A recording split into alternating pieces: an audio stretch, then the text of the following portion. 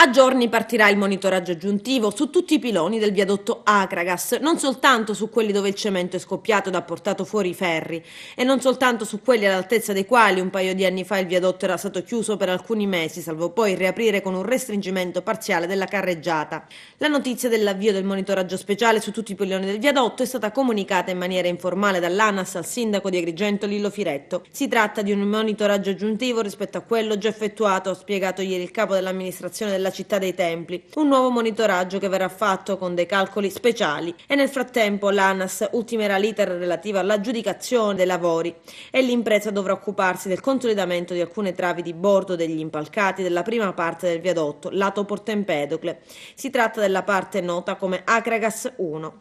Era il 16 marzo scorso quando il cavalcavia che collega Agrigento con Porto Empedocle e viceversa veniva chiuso, sbarrato per consentire il più celebre avvio degli interventi di manutenzione già programmati, scriveva l'ANAS. In attesa che partano dunque i lavori di consolidamento di alcune travi di bordo degli impalcati, saranno anticipate alcune attività propedeutiche alla cantierizzazione, spiegava allora l'ANAS, e per garantire l'esecuzione in sicurezza di tali lavorazioni è stato quindi necessario procedere alla chiusura del tratto di strada. E da lì più di un mese di satira agrigentina, la pagina Facebook più cliccata ed amata del momento, con le sue vignette dai toni esilaranti che trasforma in tragicomici i fatti quotidiani.